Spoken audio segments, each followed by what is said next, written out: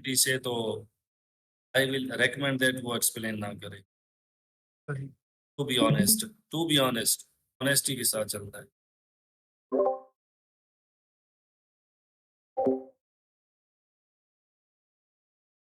Okay, जी, आप कोई मैं एक्सप्लेन मैं करें शुरू करूँ? फ्रेमवर्क को।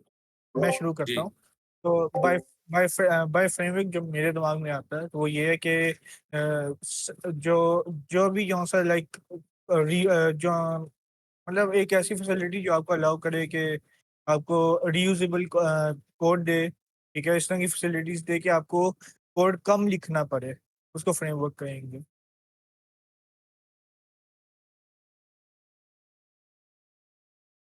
अब जैसे जो-सा अगर मैं वेब डेवलपमेंट अगर हम देखें इसमें बैकएंड के जो-सा कॉन्टेक्स्ट में अगर बात की जाए, तो एक ऐसी फैसिलिटी जो आपको जो-सा अगर आपने ऑथेंटिकेशन का कोड लिखना है, तो उसकी जो-सा पहले से आपको एक रीयूजेबल कोड आपको लिखा हुआ मिले, सर्विस बेस्ड हो, आपको पहले से जो सर्विसेज़ बनी हुई मिलें, तो उसको हम फ्रेमवर्क कह सकते हैं। Anyone else? मैं बोलूँ? ऐसा हेलो, मैं अस्सलाम वालेकुम। वालेकुम अस्सलाम।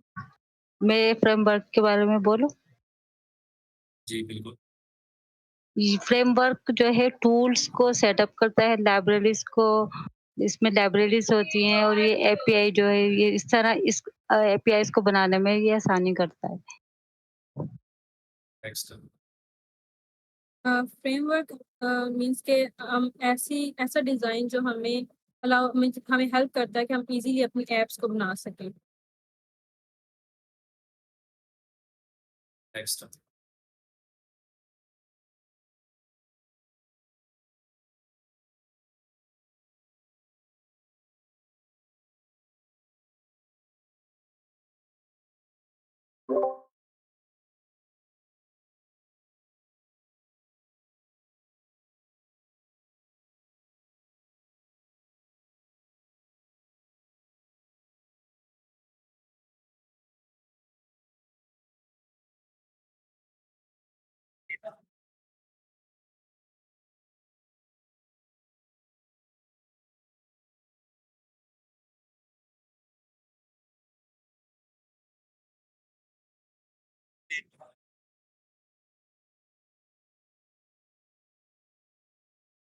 एपीआई आर्किटेक्चर क्या होता है?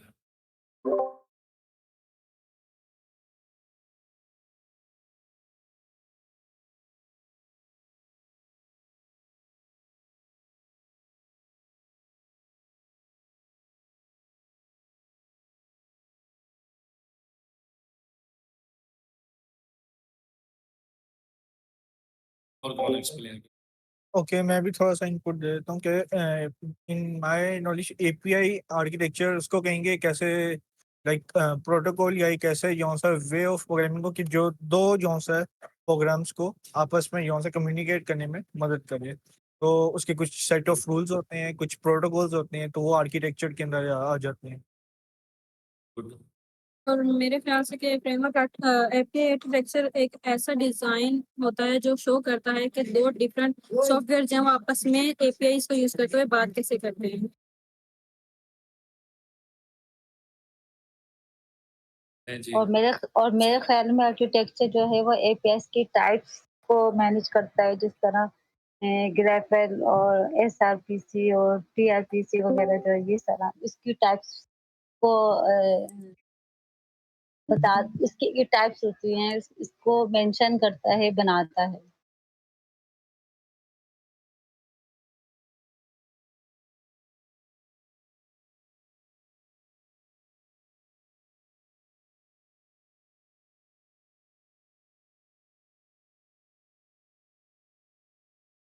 अच्छा जी, 3 कोर टेक्नोलॉजीज़ हमारे पास क्या थी? API creation framework, API architecture server to run the app.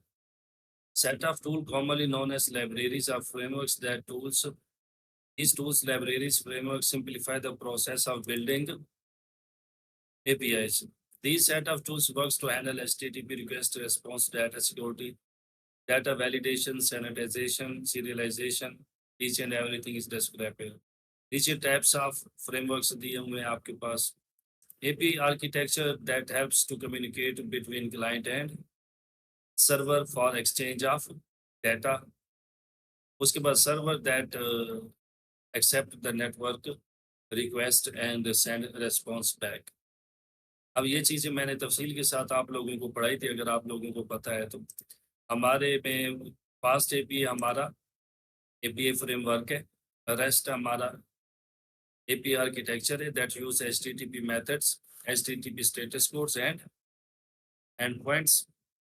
और उसके बाद server to run the app हमारे पास यूवी कॉन है, ASCI। अब server means asynchronous gateway interface. और रेस्ट जो होता है हमारे पास, ये क्या होता है, क्लाइंट सर्वर हमारे पास एक आर्किटेक्चर है। इसमें क्लाइंट रिक्वेस्ट भेजते हैं, सर्वर रिस्पॉन्स भेजता है। समहाउ आप लोगों ने ठीक बताया, वेरी गुड, एक्सीलेंट।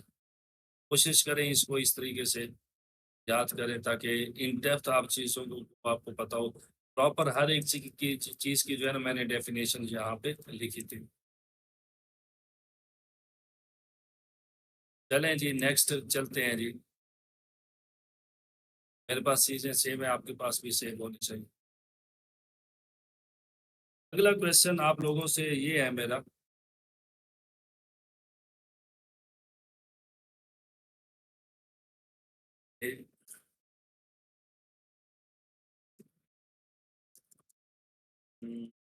what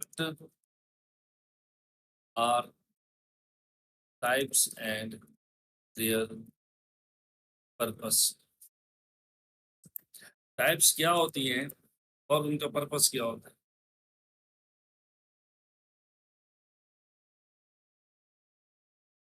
अच्छा, टाइप्स हमने यहाँ से मैं बताऊं? अच्छा, अनान बोले पहले।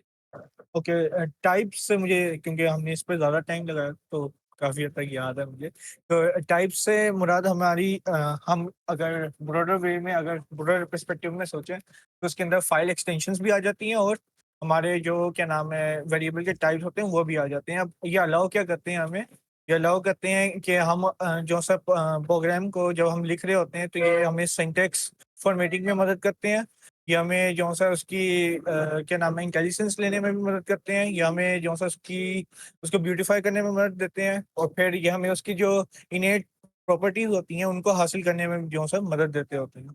और यही सेट करते हैं कि जो जिस फाइल में हम काम कर रहे हैं, जिस जो सा सेटअप में हम काम कर रहे हैं, ये हमारे आईडी को या हमारे सेटअप को जो सा बताता है कि उसने कौन सी प्रॉपर्टीज लेनी है। गुड। और एनीवन एल्स? देखिए, टैब्स, पहले अगर हम टाइप्स को डिफाइन करें तो टाइप्स ये होते हैं किसी भी चीज की जो है वो क्लासिफिकेशन को कहते हैं, ठीक है। और अगर जिस तरह हम इसकी मिसाल लेते थे कि जैसे पैरामीटर्स को हम कहते हैं तो के पैरामीटर्स की भी टाइप्स होती है, जैसे हमने अभी आपने हमें पढ़ाया कि पैरामीटर एक वो थी, 5 पैरामीटर थी और दूसरी थी उम, पर्पस 5 क्या होता है पैरामीटर। इसका? इसका पर्पस, इसका पर्पस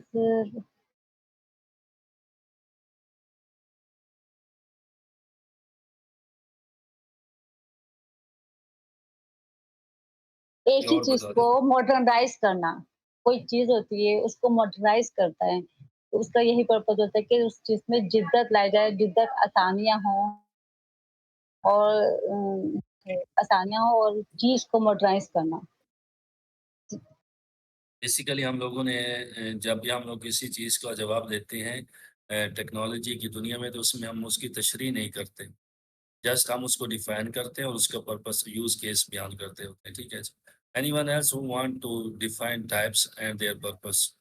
मैंने इन डेप्थ आप लोगों को ठीक। टाइप्स का टाइप के बारे में बताया था लास्ट टाइम।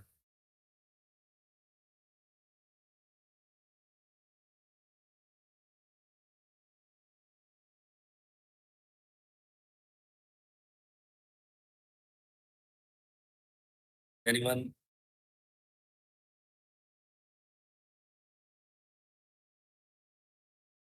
फाद है इधर।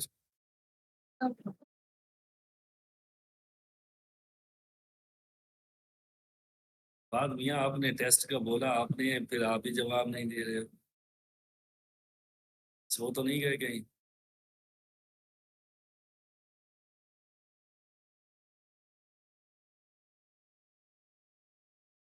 जी मनाइल, आप तो बताएं। What are types?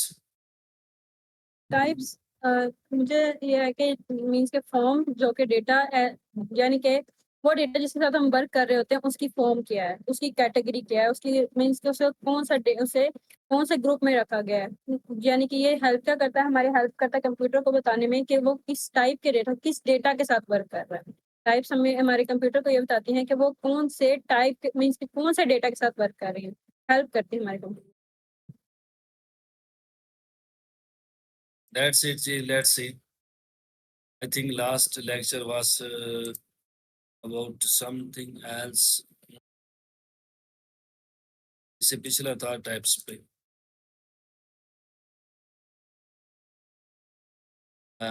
Ji, that's it. Topic data handling with path query. Types क्या होती है? Classification of data that we store in our database. Types determine that what type of operations we can perform on data. This line is very important. ठीक हो गया जी, इसको आपने याद रखना है। Types determine that what type of operations we can perform on data. ठीक हो गया जी, ये बहुत इंपॉर्टेंट है। उसके बाद इसका यूज केस क्या है, पर्पस क्या है इसका, ये मैंने लिखा। Type hints, auto completion, data validation, help static analysis tools like MyPy, Pylons to determine syntax and linting errors, add readability in our code and self-documenting code. तो टू द पॉइंट है, इनमें कोई इजाफा नहीं है, एक्सप्लेनेशन या अपनी तरफ से कोई तशरीह हमने ऐड नहीं करनी। फिर लिंटिंग की डेफिनेशन है जी, लिंटिंग किस किस्म की होती है हमारे पास। अच्छा जी, नेक्स्ट क्वेश्चन। अब मुझे ये बताएं, एक होती है हमारे पास टाइप वर्जन और एक होती है हमारे पास टाइप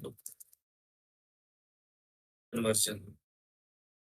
इनका fast API is build on Python. तो पाइथन में टाइप कन्वर्जन और टाइप कन्वर्जन से क्या मुराद है?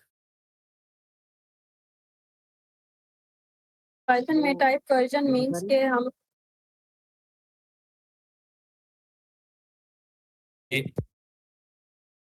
मिनाइल बोले पहले आप।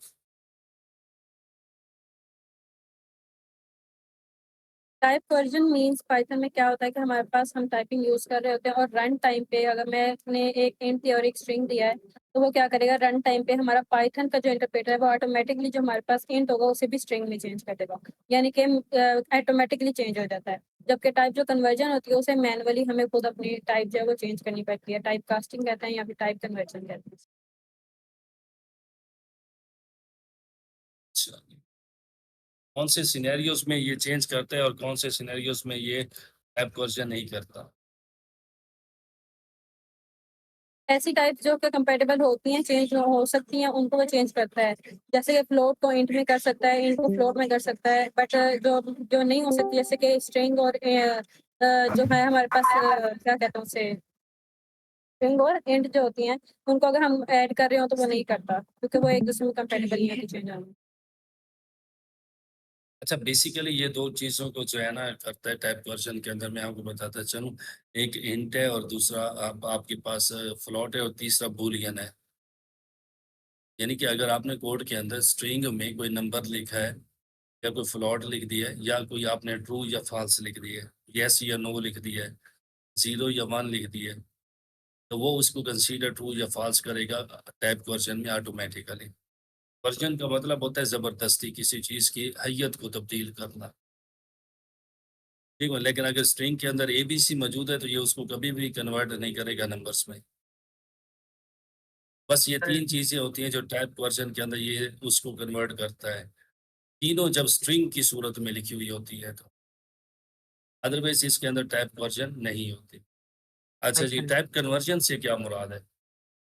तो टाइप कन्वर्जन में ये होता है कि वो एक्सप्लिसिटली चेंज करता है, मीन्स कि आप खुद चेंज करते हो।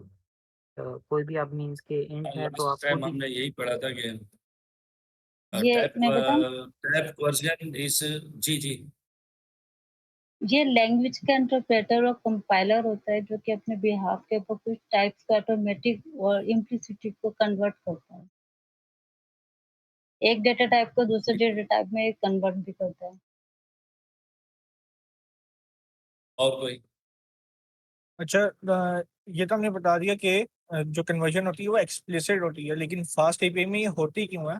तो इसका भी एक चीज़ है कि जब हमने जो सा ये पढ़ा था, तो बेसिकली फास्ट एपीआई में जब आप दो चीज़ें जो है, एक डाटा है जिसको आप चाहते हो कि वो इंश्योर करना चाहते हो, जैसे अगर आप एक यूज़र क्रिएट कर रहे हो, तो अगर आप उसका जो पासवर्ड है या उसका ईमेल है, वो आप चाहते हो कि वो स्ट्रिंग में हो, तो आप उसको फोर्स करते हो कन्वर्जन, ताकि या अगर आपने कंपैरिजन करना है, बैकएंड से आप डेटा मंगवा रहे हो, जैसे डेटाबेस से डेटा फेच कर रहे हो और जो से यूजर से डेटा ले रहे हो क्वेरी पैरामीटर्स के जरिए, तो अगर आपने इन दोनों में कंपैरिजन करना है, तब आप जो से कन्वर्जन यूज करते हो, क्योंकि तब आपने इंश्योर करना है कि दोनों एक ही टाइप के हों।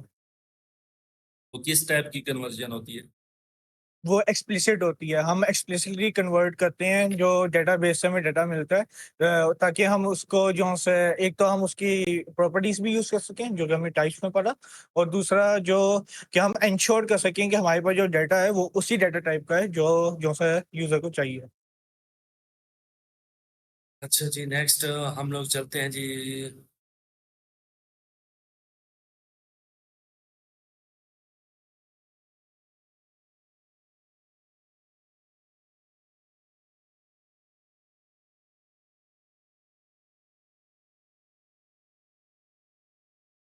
चलें जी, माशाल्लाह आप लोगों को अच्छा याद था, बहुत अच्छा आपने थोड़ा सा मज़ीद इसको इम्प्रूव करने की कोशिश करें।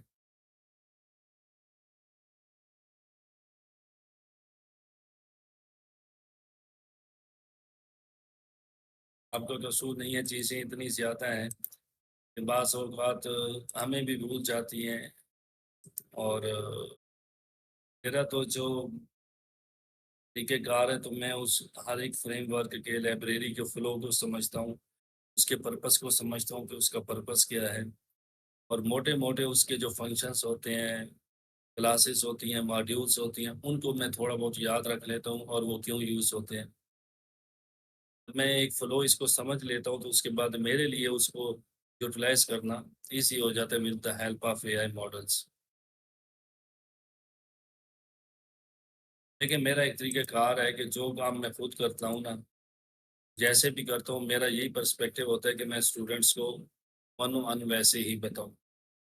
मैं कभी भी आपके सामने किसी चीज़ से डॉक्यूमेंटेशन पढ़ने को जो है ना, अपनी बेइज़्ज़ती महसूस नहीं करूँगा, या क्या कहते हैं कि उसे मैं इन्फीरियरिटी कॉम्प्लेक्सिटीज़ का शिकार नहीं हूँ।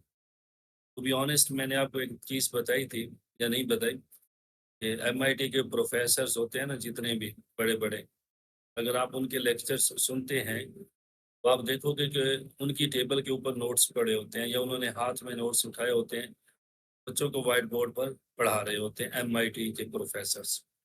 अगर आपका इत्तेफ़ाक नहीं हुआ पढ़ने का, तो आप जाकर चेक कर सकते हो, ठीक है जी। एक बात, दूसरी बात, जो मौजूदा दौर है इसके अंदर आप किसी भी चीज़ में एक्सपर्ट नहीं बन सकते। इन बातों को अगर आप पल्ले बाँध लेंगे, तो आप कम वक़्त के अंदर जो है ना अच्छे डेवलपर बन जाएँगे। उन्होंने जो हमारे सीनियर्स हैं, उनसे यही बात सुनी है कि don't chase the perfection, try to build that solve the problem, try to build a simple solution that solve the problem। यहाँ पर हमारे पास परफेक्शन किसी चीज़ के अंदर भी नहीं है। तो आप लोगों ने जस्ट एक सिंपल सॉल्यूशन बिल्ड करना है जो कोई ना कोई एक छोटी-सी प्रॉब्लम को सॉल्व कर दे। तो अगर परफेक्शन को चेज़ आउट करने की कोशिश करेंगे, तो it will be difficult for you to absorb each and everything in your memory and after that implement it, because there are lot of libraries and packages that we need to build a fully production level web app or website. There about, I think, 60 to 70 libraries and sub-libraries are required to build a fully fledged functional production ready API. Then how can, as being a human, we can remember each and everything? So we just need to learn the flow of every library. What are the basic modules, functions, classes, and other methodologies that library use to solve some problems. Just like Pydantic है, वो कौन सी उसके modules हैं और किस purpose के लिए वो बनाई गई है. ठीक हो गया. तो इस चीज को आप लोगों ने मद्देनजर रखना है. Again, we go to terminal. UV, init dash app. UV. Sir मैं एक Well- एक बात बोलूं एग्जाम के हवाले से. ठीक. हेलो जी बोले. सर, आपने ये जो एग्जाम का ये रखा है आपने, मुझे बहुत अच्छा लगा कि जो भी पढ़ रहे हैं तो उनका इंटरेस्ट बढ़ गया, और हमारा जो पीजी का रिव्यू है, हमें खुद ही ये जो है पीछे पढ़ने का मौका, इंटरेस्ट बढ़ा कि हाँ, और ये चीजें और रिव्यू हो गई, ज़हन नशीन हो गए, और अब हम और भी जो आगे पढ़ेंगे, मजीद आगे जो पढ़ेंगे कि उसको भी हम और भी ध्यान से पढ़ेंगे कि इसका एक एग्जाम होता है, क्योंकि अभी तक जितने भी ये कोर्सेज हो रहे थे हम सिर्फ पढ़ ही रहे थे. अब उसका कोई हमारे ज़हन में ऐसी बात नहीं होती थी कि हमसे कुछ पूछ भी लिया जाएगा. तो लेकिन इसमें जो ये आपने ये चीज़ रखी है बहुत अच्छी लगी मुझे. Wish all the best. यहाँ पे कुछ कमांड्स रन नहीं होती, जस्ट लाइक कैट है या टच की कमांड है, वो लिनक्स के अंदर यूज होती है अगर आप लोगों ने लिनक्स का टर्मिनल यूज किया है. ओके जी, मैं पावर शेल यूज कर रहा हूँ तो इसमें यूटिलाइज नहीं हो रही. ठीक है. ऐप के अंदर आएंगे. We will create our init.py file and close it. We need to build a main.py file. यहाँ पे हम क्या करते हैं, from fast API module import fast API class, create our app using fast API class. After that, from here we start building our backend. Backend is थोड़ा सा आज मजीद आपको एक दो चीजें बता दूं मैं.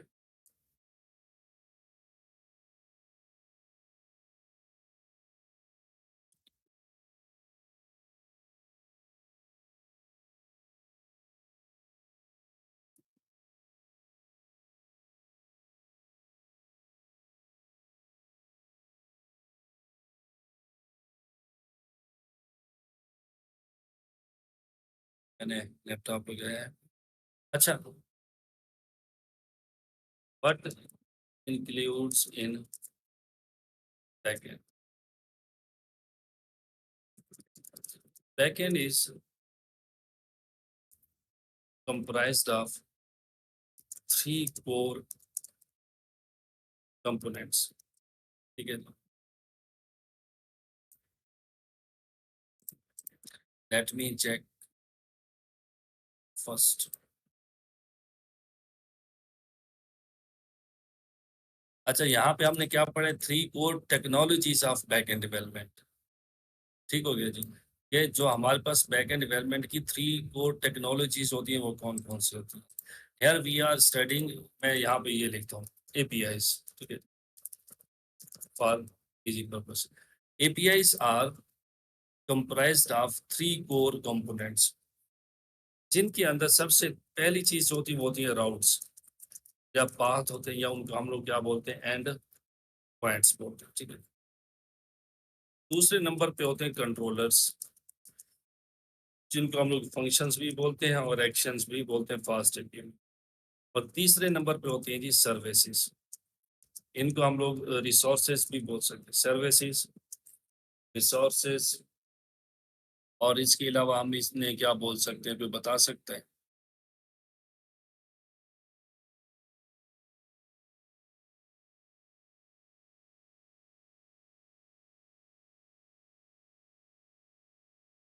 हाँ जी, देखिए आप मुझे थोड़ा-सा मेरे साथ चला करें, ताकि प्रोडक्शन हम लोग आसानी के साथ लो प्रोडक्शन सर्विसेज होती हैं हमारे पास और resources, I think as well as I think 2 ही चीज़ें होती हैं, ठीक हो गया जी। अच्छा मैं हाँ, सर्विसेज और रिसोर्सेज जो होती हैं, मज़ीद मैं इनको डिस्क्राइब करता हूँ कि सर्विसेज के अंदर क्या चीज़ें आ जाती हैं और रिसोर्सेज को मैं यहाँ से निकाल देता हूँ, बल्कि फुली फ्लेज सर्विसेज ये रखता हूँ, ताकि आपको इस मॉडल की अच्छे तरीके से समझ आ जाए। अब मैं सबसे पहले डिफाइन करूँगा राउट्स को, पाथ को। जब इनमें से कोई भी नाम लिया जाए तो ये तीनों मुराद होंगे, मैं इस वजह से इकट्ठे लिखता हूँ, ठीक। जब राउट्स की हमारे पास बात होती है तो उस वक़्त क्या चीज़ थी? ये हमारे पास 2 चीज़ों पे मुश्तमिल होता है। Every route is made up of 2 things. One क्या होती है हमारे पास? एंड पॉइंट होता है। सेकंड क्या होता है हमारे पास? एचटीटीपी मेथड होता है। एंड पॉइंट से क्या मुराद होती है हमारे पास? Just like this users are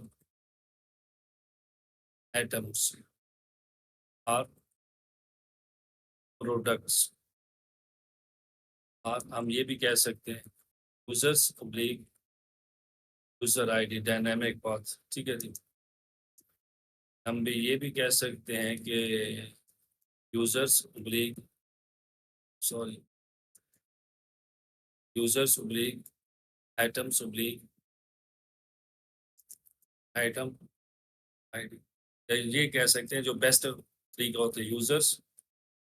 users में से सिंगल यूजर आईडी यूजर हो गया, उसके बाद उसके यूजर के एटम्स और एटम्स में से एक सिंगल एटम, ये हमारे पास एंड पॉइंट्स होते हैं, राउट्स होते हैं, पाथ्स होते हैं, ठीक हो गया अच्छा।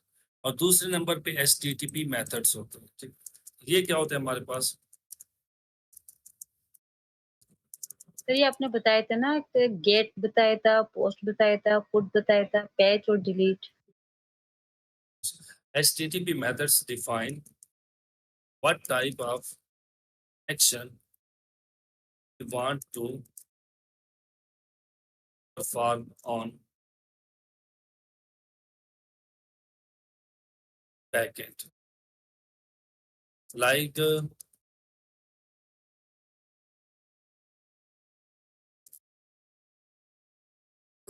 get,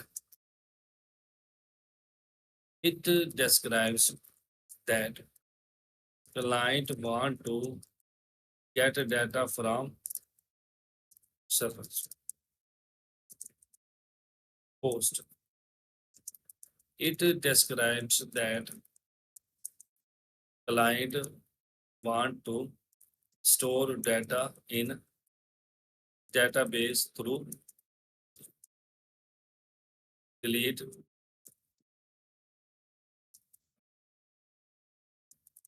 It means that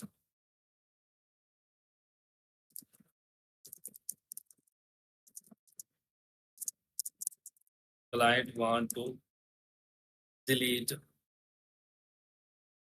an entity, resource, or data.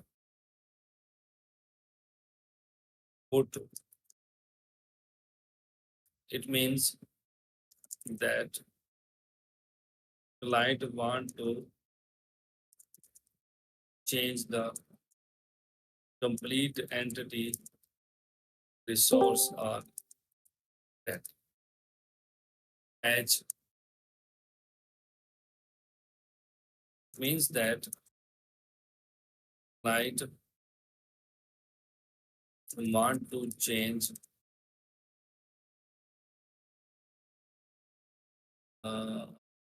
partially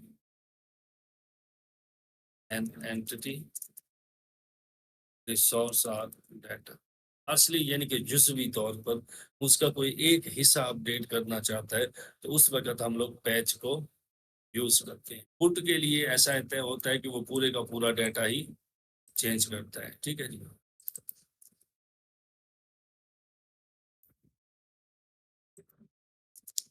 यहाँ तक आपको पहली बात की समझ आ गई कि हमारे पास जो राउट होती है उसके कितने पार्ट्स होते हैं। मेन टॉप बेसिक्स जो बहुत ही ज़्यादा ज़रूरी होते हैं। ठीक हो गया जी?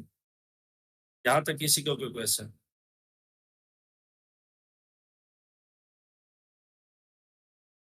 दूसरे नंबर पे हमारे पास क्या है? कंट्रोलर्स हैं, फंक्शंस हैं और एक्शंस हैं। Controllers are functions that have all business logic to perform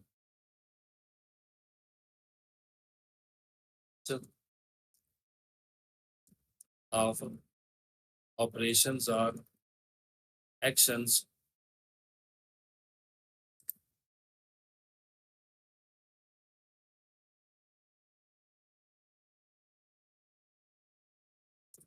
or actions on data coming from client or sending to the client। ठीक हो गया जी।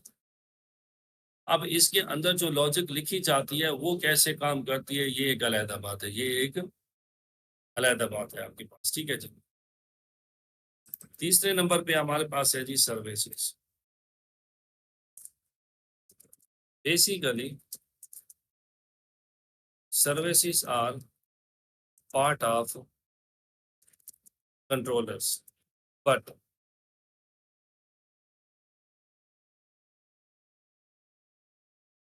here it has the unique purpose in APIs.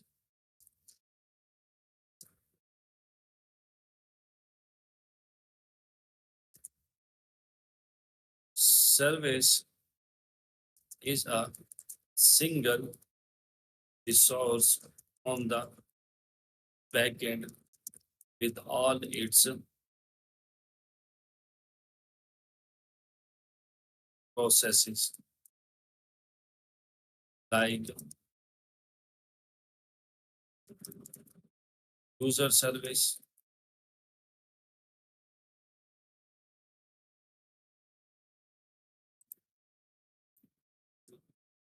order service, products service, या आप इसको ये बोल सकते हो सबसे बेस्ट है इन्वेंटरी सर्विस। उसके बाद है जी शिपिंग सर्विस। उसके बाद आपके पास है जी क्या कहते हैं उसको जी यूजर सर्विस। अब ये जो यूजर सर्विस है ना इसके अंदर कंप्लीट आपकी क्या आ जाती है जी। अच्छा यूजर सर्विस आप अलहदा बना सकते हैं साथ में ये भी मैं कह सकता हूँ कि जी ऑथेंटिकेशन सर्विस उसके अंदर ऑथोराइजेशन भी आ जाती है। शिपिंग सर्विस है। इसके बाद होती है आपके पास जी इन्वेंटरी सर्विस, शिपिंग सर्विस। हाँ आई थिंक यही है मेन मेन छोटे से। आप जितना बड़ा आपका वेब ऐप होगी बिजनेस होगा तो हर एक चीज की अपनी अपनी सर्विस क्रिएट, हर एक चीज की अपनी अपनी सर्विस। अब इस सर्विस में होता क्या है?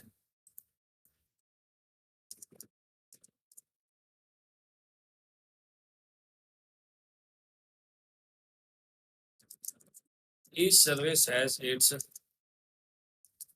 own logic that includes। अब उसके लॉजिक के अंदर क्या इंक्लूड्स होता है? करंट ऑपरेशंस होते हैं, create, read, update and delete के ऑपरेशंस होते हैं और इनका काम डायरेक्टली डेटाबेस से बात करना होता है। क्या होता है? डायरेक्टली डेटाबेस से बात करना। अब जो कंट्रोलर्स होते हैं इनके अंदर भी वही चीजें होती है, ठीक है जी। बट मैं यहाँ पे ऐसे लिख रहा हूँ जी, we integrate services inside controllers. जो हमारी सर्विसेज होती हैं हम उनको अपने कंट्रोलर्स यानी फंक्शंस या एक्शंस के अंदर क्या करते हैं, इंटीग्रेट करते हैं उन बैकएंड। अब यही CRUD ऑपरेशंस परफॉर्म करते हैं। CRUD operations that directly relates to the database using ORM। हम ORM की मदद से डायरेक्टली रिलेट्स करते हुए CRUD ऑपरेशंस परफॉर्म करते हैं डाटा के ऊपर जो डेटाबेस में सेव होता है हमारे पास। ठीक हो गया जी। इसके अलावा हम यहाँ पे क्या करते हैं जी, फिल्टरिंग करते हैं डाटा की, हम यहाँ पे सॉर्टिंग करते हैं डाटा की, हम यहाँ पे पैजिनेशन ऐड करते हैं डाटा की, यहाँ पे हम लोग वैलिडेशन करते हैं डाटा की। बल्कि इस पॉइंट पे वैलिडेशन हमारी नहीं होती। बेसिकली वैलिडेशन जब हम करते हैं ना, वो अपने जो मॉडल्स हम लोग क्रिएट करते हैं उनके अंदर करते हैं। ठीक हो गया जी। फिल्टरिंग होगी, सॉर्टिंग होगी और पैजिनेशन होगी। और इसके बाद क्या करते हैं जी, सीरियलाइजेशन होगी जी, सीरियलाइजेशन एंड इटरेशन, और भी बहुत सेक्शंस होते हैं। तो कोई भी एपीआई की जब बात होती है तो ये तीन चीजें उसका कोर पार्ट्स होती हैं, ठीक है, कोर कंपोनेंट्स होते हैं। अब ये जो सर्विसेज होती है ना, यहाँ पर आप एक बात याद रखनी, ये मैंने जस्ट डिस्क्राइब की कोर कंपोनेंट्स ऑफ एपीआई। अब इसके अंदर मॉडल्स भी होते हैं, स्कीमस भी होते हैं, डीबी इंटीग्रेशन की सर्विस भी होती है आपके पास, ठीक है। और क्या कहते हैं इसके बाद कॉन्फ़िगरेशन की फाइल्स भी होती हैं, ईमेल भेजने की सर्विस भी आपके पास हो सकती है, ठीक है जी, ईमेल सर्विसेज। तो इट मीन्स ये नहीं होता कि फुली फ्लेज हम लोग इन्हीं तीन चीज़ों पे डिपेंड करते हैं, नो, और चीज़ें भी सारी इसके अंदर शामिल होती हैं। बट उन सब को उठाकर जब हम लोग इम्प्लीमेंट करते हैं तो उन सब की जो इम्प्लीमेंटेशन होती है वो सब की सब इन्हीं के अंदर होती है, सब की सब इन्हीं के अंदर होती है। यहीं पे अगर सर्विसेज की मैं बात करूं तो यहीं पे मैं कह सकता हूँ कि डीपी इंटीग्रेशन सर्विस हो सकती है हमारी, ठीक हो गया। डीबी माइग्रेशन की सर्विस हमारी हो सकती है कि हम डीबी के अंदर मॉडल्स के जरिए से टेबल्स क्रिएट करते हैं। तो ये सब के सब एक्शंस जो हमारे परफॉर्म होते हैं उन सब को हम लोग सर्विसेज बोलते हैं। तो ये कोर पार्ट्स होते हैं किसी भी एपीआई को लिखने के। तो from here we start building APIs.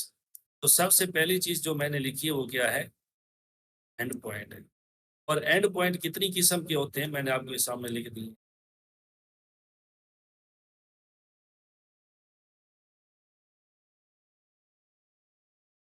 पांच किस्म के, तो बहुत ज्यादा यूटिलाइज करते हैं। और मैंने सबका आगे पर्पस भी लिख दिया आपकी आसानी के लिए। अब मैं इसको यहाँ से नीचे आता हूँ। सबसे पहले जो है ना, मैं यूजर सर्विस क्रिएट करता हूँ। क्या करता हूँ जी, यूजर सर्विस। तो यूजर सर्विस को जब मैं क्रिएट करने की कोशिश करूंगा तो उसमें जो सबसे पहली चीज आएगी ऐप डॉट गेट, ठीक है जी, और उसके अंदर ऐसे और फिर यूजर्स, यानी कि यूजर मेरी सर्विस है। तो मैं जो अपना एंड पॉइंट बनाऊंगा उसका नाम भी यूजर्स ही रखूंगा, प्लूरल, लास्ट टाइम हमने डिस्कस किया था। और उसके नीचे मैं क्या लिखूंगा, एसिंक डेफ, ठीक है जी, गेट ऑल यूजर्स। अब मैंने आपको एक बात बताई थी कि जब भी गेट का HTTP मेथड आएगा तो उससे मुराद ये होगा कि क्लाइंट हमसे सर्वर से कुछ लेना चाहता है। तो उसी हिसाब से हमने अपने नीचे एक्शन का कंट्रोलर, ये कंट्रोलर है बेसिकली, यहाँ पर जो हमने डिस्क्राइब किया कंट्रोलर्स, फंक्शंस और एक्शंस। अब यहाँ पर ये हमारा पाथ है, एंड पॉइंट है, ये हमारी राउट है, जिसके अंदर दो चीजें अहम है, ये गेट और ये यूजर्स। ये तो ऐप है जो फास्ट एपीआई फ्रेमवर्क है, और ये फ्रेमवर्क हमें हेल्प करता है कि हम लोग रेस्ट आर्किटेक्चर्स को यूज करते हुए, और रेस्ट आर्किटेक्चर्स के अंदर एचटीटीपी मेथड्स पाए जाते हैं और एंड पॉइंट्स भी रेस्ट आर्किटेक्चर्स के अंदर पाए जाते हैं। एपीआई आर्किटेक्चर जो हमें पढ़ा, @ऐप जो है ना, ये फ्रेमवर्क हमें प्रोवाइड करता है to implement the REST API architecture to build the backend। और नीचे वाले ये कंट्रोलर है, एक्शन है, एक फंक्शन है, इसके अंदर सारा कुछ होता है और ये हमारी नेटवर्क रिक्वेस्ट को हैंडल करता है। ठीक हो गया जी। अब ये जो चीज है ना फंक्शन, यहाँ पे हम लोग क्या काम करते हैं, यहाँ पे हम लोग जस्ट अपनी सर्विस को कॉल करते हैं, कॉल आवर सर्विस, और उसको फिर नीचे क्या कर देते हैं, रिटर्न कर देते हैं सर्विस डाटा। एक बात तो हो गई ये हमारे पास, ठीक है। अब ये गेट का मेथड है, तो हम डाटा सेंड करेंगे। अब दूसरा क्या यूजर सर्विस के अंदर होती है,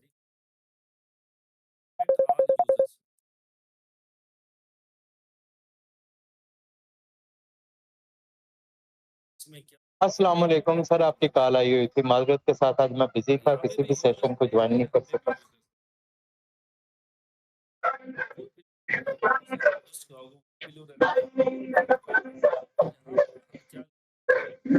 अच्छा, क्या स्ट्रीमिंग स्टार्ट नहीं हुई? चले, एक ही बात है, नोट बाद में हम अपलोड कर। Okay okay okay. और हमने पढ़ा है कि पोस्ट के अंदर जब भी हमारे पास पोस्ट होगी तो it describes that client want to store data in database through API. तो क्लाइंट चाहता है कि वो कुछ डाटा सेव करे हमारे पास बैकएंड के ऊपर, और वो करने के लिए वो डाटा भेजता है 2 तरीकों से, बल्कि बेसिकली तो 3 तरीकों से भेजता है। बट जब भी उसे डाटा स्टोर करना होता है किसी एंटिटी का, किसी रिसोर्स का, तो उस वक्त वो बॉडी में भेजता है। किस में भेजता है? इस data to store as an entity or resource on backend or database, the client will send the data in body of request always। Simple and clear यहाँ पे कन्वेंशन है कि जब भी कोई क्लाइंट बैकएंड के ऊपर कोई एंटिटी, आपको मालूम है कि हमारा जो टेबल होता है, टेबल के अंदर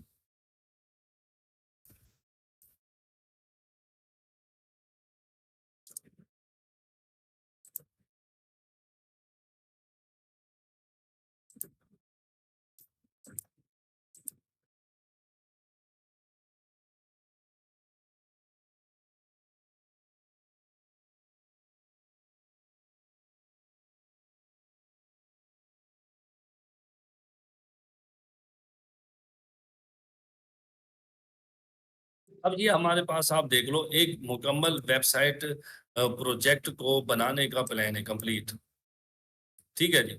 उसके अंदर आप गौर से देख लें, बी है, सी कॉलम है, डी कॉलम है, ठीक है जी, ई कॉलम है, एफ कॉलम है और जी कॉलम है, और साथ में ऐसे रोज हैं।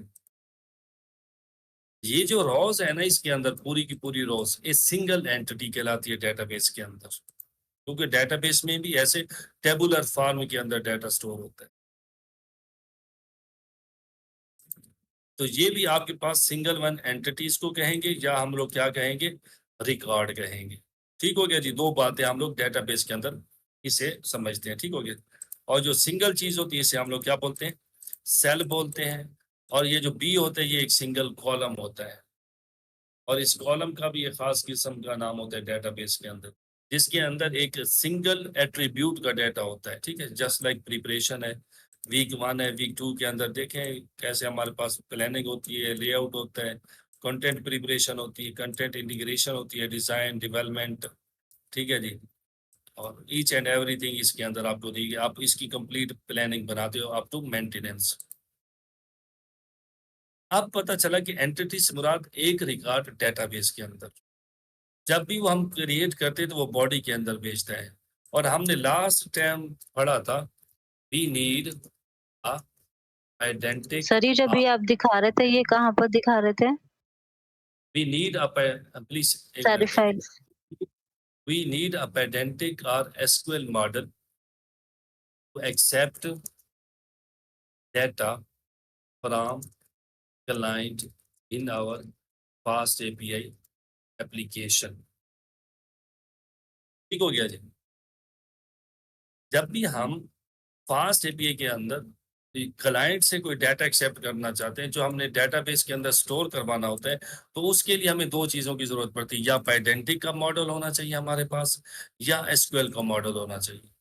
इसके अलावा हम लोग फास्ट एपीआई की दुनिया के अंदर बॉडी के अंदर डाटा एक्सेप्ट नहीं कर सकते। तो उसके लिए हम यहाँ पर क्या करते हैं, हम यहाँ पे एक क्लास बनाते हैं, उसको नाम देते हैं यूजर का, उसके अंदर लिखते हैं क्या चीज़, बेस मॉडल, और इसके अंदर क्या लिख देते हैं कि यूजर नेम str, ईमेल, हम इसको ईमेल str लिख देते हैं, और पासवर्ड को हम लोग सिंपल str लिखते हैं। अब देखें ये एरर आ रहा है मेरे पास, ओके बेस मॉडल मैंने तो नहीं बनाया ना, base model I am using from Pydantic, and Pydantic is a third party library that give me ability to create my models and schemas for validation purpose in my API. So I need to import this from Pydantic, but it's not giving me any hint to import it. मैं top पे जाऊंगा, मैं यहाँ पे आकर क्या लिखूंगा, from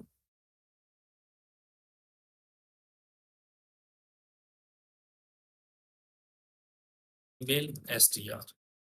ठीक हो गया। अब नीचे में आऊंगा तो मेरे दोनों एरर क्या है जी, खत्म हो चुके। अब मेरे पास ये पेडेंटिक मॉडल बन गया, pydantic model are schema for user.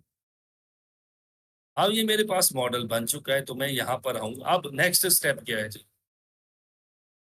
And remembers always accept body data from request in function parameters. जो हमारा नीचे ये फंक्शन होगा, जिसको हम तीन नाम देते हैं, फंक्शन भी कहते हैं, कंट्रोलर भी कहते हैं, और एक्शन भी कहते हैं। ये बस बातें आपको समझाने के लिए एक से ज्यादा ना। तो इसके अंदर मुझे चाहिए यूजर डाटा, तो मैं क्या लिखूंगा, यूजर डाटा, और उसके बाद मैं इसकी टाइप डिक्लेयर करूंगा और टाइप इसको दे दूंगा यूजर की, और ये वाला यूजर है। और लास्ट टाइम हमने पढ़ा था कि जब भी हम लोग कोई एक model as a type hint देंगे यहाँ पर, तो उससे जो चीज पैरामीटर बनेगा वो एक ऑब्जेक्ट होगा। वो क्या होगा, एक प्लीज आर्यम, इंस्टेंस या ऑब्जेक्ट। ऑब्जेक्ट होगा। और हम क्या करते हैं जी, हम नीचे आते हैं और प्रिंट करवा देते हैं यूजर डाटा, और यहाँ पे भी हम लोग फ्रंट एंड पे क्या भेज देते हैं, यूजर डाटा भेज देते हैं। Again let's see what happened. अब हमारे पास दो राउट्स क्रिएट हो चुकी है, एक डाटा गेट करने की राउट है और दूसरी डाटा को बैक एंड पे स्टोर करने की राउट है। अब आपको जस्ट सब राउट्स की इम्प्लीमेंटेशन बता रहा हूँ। नेक्स्ट जब हम लोग अपनी सर्विसेज क्रिएट करेंगे एंड करंट ऑपरेशंस बनाएंगे, उसमें हम मजीद इन डेप्थ जाएंगे इंशाल्लाह। But first of all try to understand that how many types of end points we can create and for what purpose. अब पूरी दुनिया में एपीआईस जहां भी लिखने चले जाओ, याद रखना उनके अंदर टॉप लेवल के 90% जो राउट्स बनेंगे ना, वो ये 5 चीजों के बनेंगे। And everywhere for every service or for every endpoint you are going to using these get, post, delete, put and patch। just इतना ही एपीआई की दुनिया है। उसके अंदर जो बिजनेस लॉजिक होती है ना, दैट्स एन ओशन, वो एक समंदर है। उस पे आप जितनी लॉजिक लगाओ आगे लगा सकते हो। तो now we need to run our fast API, uv run fast API Dave.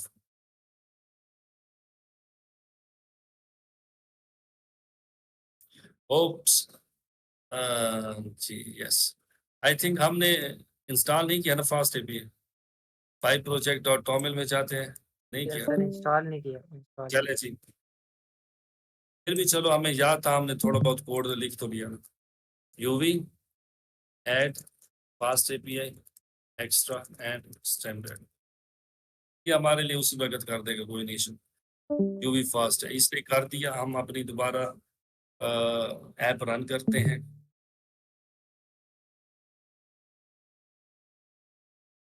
Run हो चुकी है, हम डायरेक्टली डॉक्स ओपन करते हैं। क्या ओपन करते हैं? डॉक्स ओपन करते हैं। इसमें हमारे पास दो राउट्स हैं। हमारे कितनी राउट्स हैं?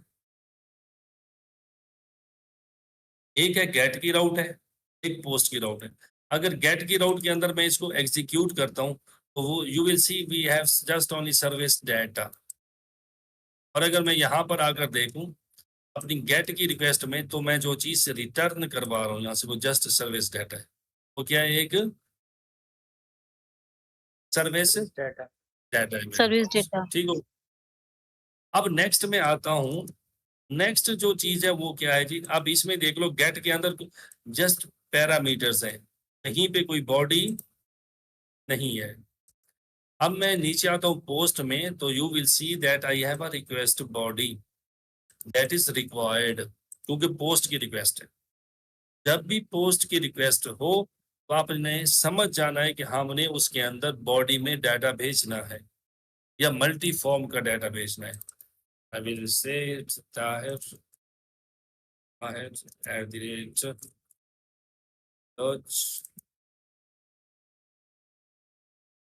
पासवर्ड मैं इसको देता हूँ UFO एरिया 51। अब देख लो वापसी, जो डाटा मैंने यहाँ से क्लाइंट से सेंड किया। Whenever you are using browser, whenever you are browsing, you are using any type of browser, it means you are on client side, you are on client side।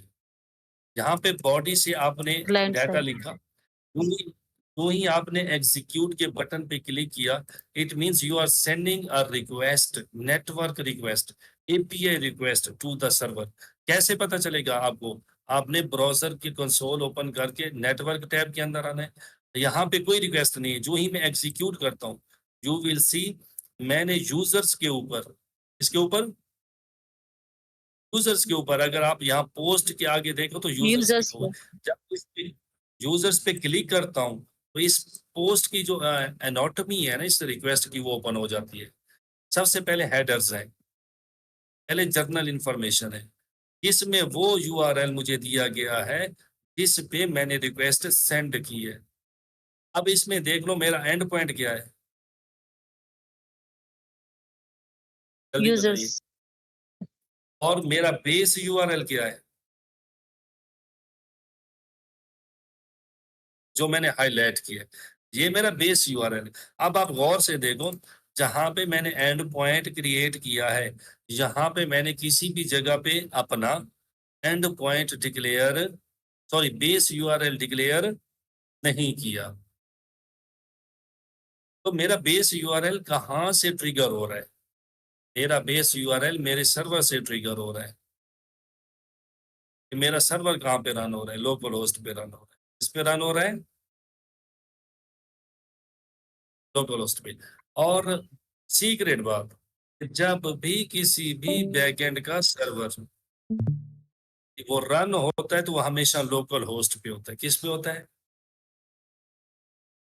चाहे local आपका host वो पे। Product, चाहे वो आपका production server है, चाहे आपका वो डेवलपमेंट सर्वर है। मिसाल के तौर पर आपने वेबसाइट बनाई, ठीक है जी,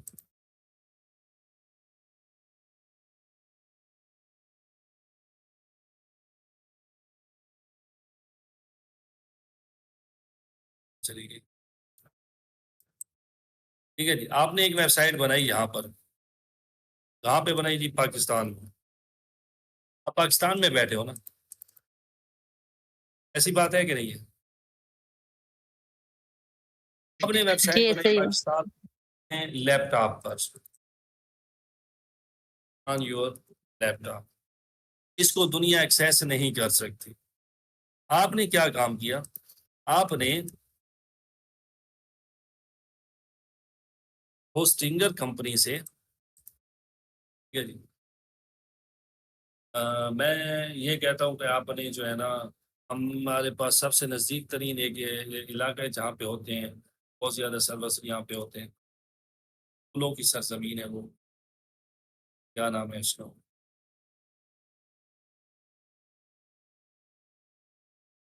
शारजा है एक, नहीं एक और है, फूलों की सरजमीन की क्या, कौन से मुल्क को कहते हैं? नहीं पता आप लोगों को? No, sir. नहीं मुझे अभी भूला हुआ है। कंट्री ऑफ लॉर्ड्स, ये तो नेदरलैंड दिखा रहे हैं, आई थिंक समथिंग थाईलैंड या हमारे नज़दीक ही है जहाँ पे अक्सर सर्वर्स पड़े होते हैं।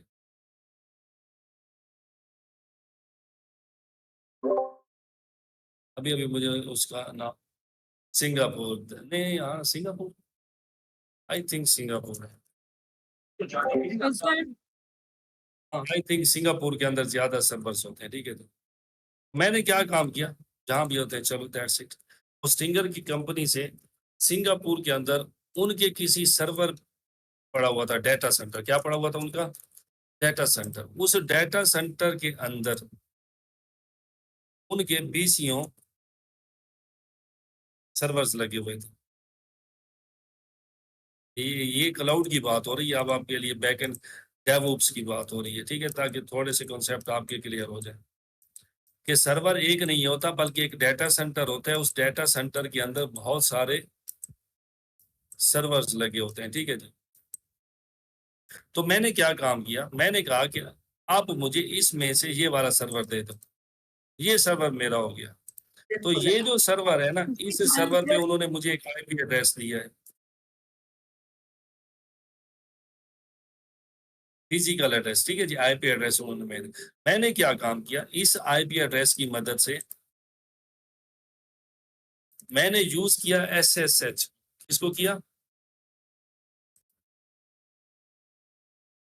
इसको बोलते हैं मेरे ख्याल में सिक्योर सॉकेट होस्ट, एसएसएच। तो सर ये हम जो ये सर्वर उनसे बोलेंगे, सर्वर हमें देते तो हम ये किस तरह बोलेंगे, किस तरह हम अपने रिक्वेस्ट भेजेंगे उनसे? हमारे पास जो एसएसएच होता है, ये स्टैंड्स फॉर सिक्योर शेल होता है या सिक्योर सॉकेट शेल होता है, ठीक है जी। ये मैं इस सॉफ्टवेयर, इसके दो सॉफ्टवेयर यूज होते हैं, एक होता है पुटी यूज होता है, आप अपना पावर शेल भी यूज कर सकते हो, आप अपना सीएमडी भी यूज कर सकते हो, but most of the time जो प्रेफर किया जाता है वो पुटी है। तो क्या है? पुटी हम लोग यूज करते हैं। मैंने अपने ही लैपटॉप पर बैठकर थ्रू दिस आईपी एड्रेस और एसएसएच के, मुझे क्या देता है, मैं ये आईपी एड्रेस लिखता हूँ, कैसे लिखता हूँ? रूट @ और ये वाला जो आईपी एड्रेस है, मैं इसका नाम यहाँ पर लिख देता हूँ 98। जो ही मैं लिख कर, ठीक है जी, आप सीएमडी के अंदर आओगे, ठीक है जी, ये लिखोगे और इंटर प्रेस करोगे। अब वो कहते हैं is not recognised as an internal और एक्सटर्नल कमांड। तो आई थिंक इसके शुरू के अंदर भी कोई चीज लिखनी पड़ती है, मे बी। अब मुझे भूला हुआ है, ठीक है जी, लेट्स लीव इट। ऐसे आप रूट को कॉल करते हो तो वो आपसे आपका पासवर्ड पूछता है, क्या पूछता है? और वो आपका पासवर्ड किसका होता है? एसएसएच का पासवर्ड होता है। आप पासवर्ड देते हो, आप अपने ही लैपटॉप पर पाकिस्तान में बैठे हुए क्या कर लेते हो, इस सर्वर को एक्सेस कर लेते हो, और फिर इस अपने टर्मिनल के जरिए, मैं कहता हूँ जी टर्मिनल के जरिए आपने कर लिया, सीएमडी पे आप इसको एक्सेस किया आपने, फिर आप क्या करते हो, यहाँ पे कुछ कमांड्स रन करते हो और आपकी जो वेबसाइट होती है, आप उस वेबसाइट को यहाँ पर भेजते हो। बल्कि ऐसा भी नहीं होता,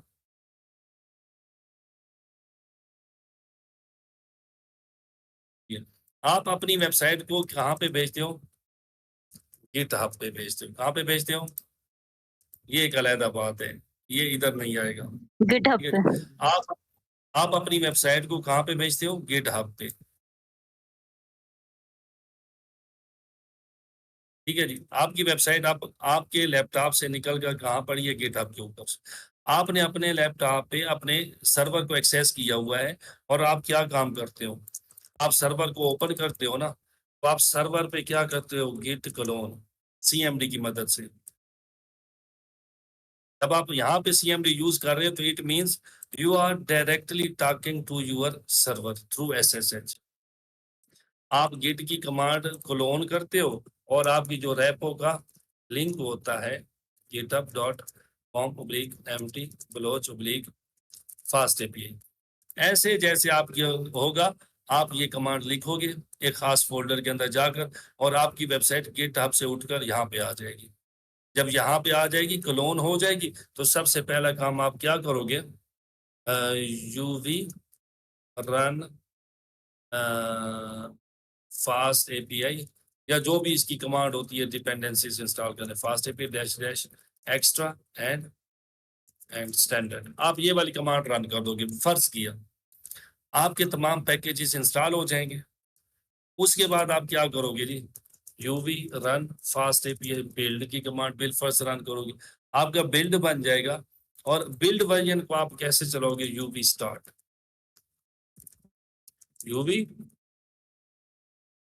से। तो आपका बिल्ड जो चलेगा ना आपके सर्वर पर भी, वो भी HTTP और यहाँ पे चलेगा 127.0.0.1 पोर्ट 8000। अब ऐसा समझो कि ये वाला सर्वर आपके लैपटॉप पे नहीं, आपके सर्वर पे रन हो रहा है और आप उसको चेक कर रहे हो किसके जरिए? SSH के जरिए अपने लैपटॉप के ऊपर। अब यहाँ पे ये चल रहा है, इसे दुनिया एक्सेस नहीं कर सकती, दुनिया एक्सेस नहीं कर सकती। तो आप नेक्स्ट क्या काम करते हो? आप अपने ही सर्वर पर Nginx इंस्टॉल करते हो। क्या इंस्टॉल करते हो? Nginx सर्वर इंस्टॉल करते हो। वहां पे आप लगाते हो प्रॉक्सी। ठीक है जी। तो फिर यहाँ पे बैठा हुआ कोई भी बंदा क्लाइंट,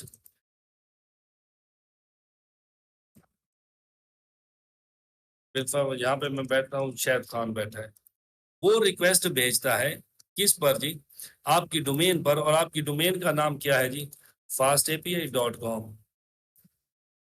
उसने ब्राउजर में लिखा और हिट किया, तो आपकी जो एपीआई की रिक्वेस्ट है वो सबसे पहले आपके इधर आएगी, इस आईपी एड्रेस के ऊपर आएगी। इस आईपी एड्रेस ये रीड करेगा कि ये किस पे आ रही है, तो वो इसको कन्वर्ट कर देगा Nginx सर्वर के पास। Nginx सर्वर के पास मौजूद होगी सारी सेटिंग आपकी, तो वो इसी कन्वर्ट कर देगा आपके लोकल होस्ट की तरफ। लोकल होस्ट में आपका जो यूवी कॉर्न का सर्वर होगा, किसका? वो लेगा, वो आगे देगा आपकी फास्ट एपीआई को, ऐप को, और ऐसे रन होगी। इन डिटेल हम पढ़ेंगे प्रोडक्शन रेडी सर्वर। ठीक है। फिर जब ये सक्सेसफुल होगी तो वापसी ये रेस्पॉन्स देगा Nginx को, Nginx रेस्पॉन्स देगा आईपी एड्रेस को, आपके मेन सर्वर को, और फिर वहां इसके पास आएगा।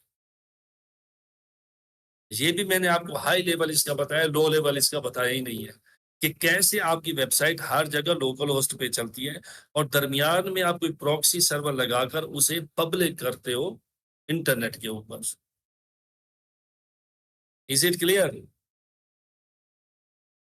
Yes, clear sir. तो जैसे यहाँ पे ये आपका बेस यूआरएल है। जब आपकी वेबसाइट लाइव हो जाएगी तो उस वक्त का जो आपका एपीआई का बैकएंड हम अपलोड करते हैं वो करते हैं api.fastapi.com। तो उस वक्त लाइव यूआरएल जो आपका होता है, बेस यूआरएल, वो ये होता है। ठीक है जी। और ये ऑटोमेटिकली आपकी रिक्वेस्ट के एंड पॉइंट में ऐड हो जाता है। अब जब भी आप सर्वर से ऐड करोगे ना, सर्वर से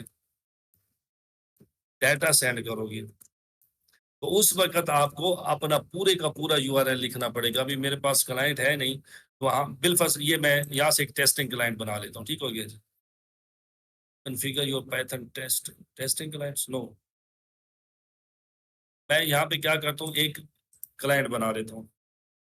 कैसे क्लाइंट बनाता हूँ, थंडर क्लाइंट इंस्टॉल कर देता हूँ अपने पास, ठीक है ना। मैं इसको इंस्टॉल करता हूँ, यस।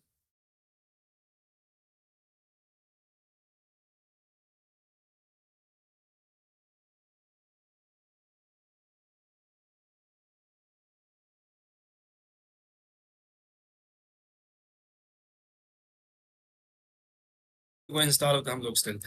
आप देख लें मेरे पास डाटा यहाँ से आया, मैंने इसको यहाँ पे भी एक्सेस किया, यहाँ पे गौर से देखो, अभी यहाँ पे कोई रिक्वेस्ट नहीं है, ठीक है। मैं अपने इससे रिक्वेस्ट भेजता हूँ अगेन इसी डाटा की, ये जो पड़ा हुआ है, एग्जीक्यूट करता हूँ, वापसी आता हूँ तो देखो मेरा डाटा सर्वर पे आ चुका है, क्योंकि मैंने यहाँ पे क्या किया है, इसको प्रिंट किया है, तो वो प्रिंट में नजर आ रहा है मेरे सर्वर के कंसोल के ऊपर। ये जो मेरा टर्मिनल है ना, बेसिकली इसको हम लोग बोलते हैं सर्वर का कंसोल, ठीक हो गया जी। तो उसी से मैं फिर आगे क्या कर रहा हूँ, रिटर्न कर रहा हूँ डाटा। अब इस जगह पे कॉल आवर सर्विस, हम यहाँ पे अपनी सर्विस को कॉल करते हैं, ये यूजर का डाटा उसे हम देते हैं, और वो सर्विस सारे डेटाबेस के अंदर कैलकुलेशंस परफॉर्म करती है। मेरी एक्सटेंशन इंस्टॉल हो चुकी है, आई विल गो हियर, नीचे बन चुकी है। अब यहाँ पे देख लो न्यू रिक्वेस्ट लिखा हुआ है, मैं इस पे क्लिक करूंगा तो क्या काम करूंगा जी, मैं इसको जरा हाइड कर लेता हूँ। नीचे देखो मेरे पास यहाँ एक गेट की रिक्वेस्ट बन चुकी है, और बाकी सारी get, post, put, delete, patch, head, options, profile, custom, ये सारी भी है नीचे वाली, बट ये हम ज्यादा यूटिलाइज नहीं करते, ज्यादातर पैच तक करते। तो मेरी रिक्वेस्ट है पोस्ट की, बिलफर्स, मैंने पोस्ट लिखा, तो यहाँ पर जो मेरा क्लाइंट है ना, यहाँ पे मैं जस्ट यूजर्स नहीं कहूंगा। अगर मैं यहाँ पे जस्ट यूजर्स कहता हूं तो वो मुझे एरर देगा। अब फंस गया वो, processing error, could not resolve the host name to an IP address. बड़ी प्यारी बात उसने की, couldn't resolve the host name to an IP address. आपको मालूम है कि हमारी हर एक चीज आईपी एड्रेस पे चलती है, और उसका होस्ट नेम जो होता है ना, या डोमेन नेम, वो होता है ह्यूमन रीडेबल, और वो अटैच होता है आईपी एड्रेस से। अब हमारे केस के अंदर हमारे पास दो चीजें, एक है लोकल होस्ट, ठीक है जी, मैं लोकल होस्ट पे रन कर रहा हूं ना, तो फिर भी मेरे पास मेरा एपीआई चलेगा। आगे मैं डॉक्स लिख देता हूँ क्योंकि मैंने होम नहीं बनाया। ये देख लो, ये है लोकल होस्ट। ये जो लोकल होस्ट है ना, इसको कहते हैं होस्ट नेम। क्या कहते हैं इसको? होस्ट नेम कहते हैं। अगर इसकी जगह मैं इसका 127.0.0.1 लिख दूंगा तो ये इसका आईपी एड्रेस है। वो कहता है कि जो आप रिक्वेस्ट कर रहे हो उसका जो होस्ट नेम है ही नहीं, यहाँ पे मैंने उसको होस्ट नेम दिया ही नहीं है। तो वो थंडर क्लाइंट कहते हैं कि कैसे मैं उसको आईपी एड्रेस के ऊपर कन्वर्ट करूं। अगर मैं यहाँ पर हमेशा क्लाइंट पे हमें बेस यूआरएल देना पड़ेगा, और मेरा बेस यूआरएल क्या है, http लोकल होस्ट कॉलन 8000 और इंटर, एंड यू विल सी। अब मेरे एपीआई ने मुझे क्या किया जी, रिक्वेस्ट की कि मैंने एक बॉडी भेजनी है, डाटा भेजना है इसके अंदर। किस में भेजना है उसकी लोकेशन भी बताइए, एरर किसके, बॉडी के अंदर। अच्छा, मैं कहता हूँ बॉडी के अंदर डाटा मैंने भेजना है, तो मैं बॉडी पे आ जाता हूँ, ये देखें बॉडी करिए। फिर मैं अगेन रिक्वेस्ट भेजता हूँ तो फिर अगेन एरर है, तो जेसॉन के तो मैं एक ऑब्जेक्ट बना देता हूँ। फिर भेजता हूँ तो मुझे ये एक्चुअल एरर देगा। अच्छा जी, उसने कहा अब आपने बॉडी तो भेजी है, लेकिन बॉडी के अंदर यूजर नेम भेजना है, उसके अंदर ईमेल भेजनी है, उसके अंदर पासवर्ड भेजना है। अच्छा जी, मैं कहता हूं यूजर नेम दे दो ताहिर, और ईमेल दे दो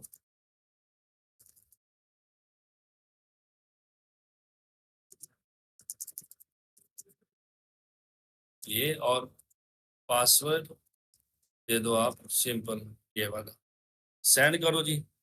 अब देख लो मेरे पास ईमेल और सारा बैकएंड पे। अब नेक्स्ट क्या है जी, ईमेल। वो कहते हैं आपने एक डाटा भेजा है, ये वाला इनपुट में user email and password, but जो ईमेल है ना उसका एल यहाँ पे नहीं है बॉडी में, तो वो उसका एरर, फील्ड रिक्वायर्ड का एरर दे रहा है।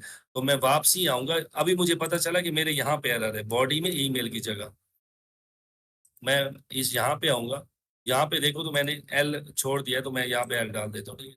वापसी में थंडर क्लाइंट पे आता हूँ अपनी रिक्वेस्ट पे और अभी भेजता हूँ, तो यू विल सी स्टेटस क्या आ गया 200 ओके का। मैंने जो ये डाटा बैकएंड से आया, इसकी जो साइज था वो 68 बाइट्स था, और इसकी रिक्वेस्ट का जो टाइम था वो कितना था, 115 मिली सेकेंड्स। और यहाँ पे सामने देख लो रेस्पॉन्स लिखा हुआ आ रहा है। मैंने यहाँ से भेजी रिक्वेस्ट, रिक्वेस्ट के बदले में रेस्पॉन्स है, और जो मैंने रिक्वेस्ट भेजी थी उस रिक्वेस्ट थी पोस्ट की रिक्वेस्ट। अगर आपसे कोई पूछता है ना कि ये रिक्वेस्ट किसकी रिक्वेस्ट है, तो आप बोलो ये पोस्ट रिक्वेस्ट है। किसकी पोस्ट रिक्वेस्ट है? यूजर्स की पोस्ट रिक्वेस्ट है, जिसमें हम एक यूजर का डाटा सर्वर के ऊपर क्रिएट करना चाहते हैं, और बदले में हमें क्या मिला जी, ये वाला डाटा। तो अब आपको पता चला कि यूजर का जो डाटा होगा आपने कितनी फॉर्मेट्स के अंदर भेज सकते हैं। आप XML में भी भेज सकते हैं, टेक्स्ट फॉर्म में भी भेज सकते हैं, फॉर्म एनकोडेड, GraphQL में, बाइनरी में भी भेज सकते हैं डाटा। बट मोस्ट पॉपुलर क्या है आपके पास? ये JSON है। तो यहाँ से आपको अंदाजा हो गया कि जब भी हम लोग क्लाइंट से रिक्वेस्ट भेजेंगे तो हमें क्लाइंट को बेस URL भी बताना पड़ेगा और एंड पॉइंट भी बताना पड़ेगा। Is it clear?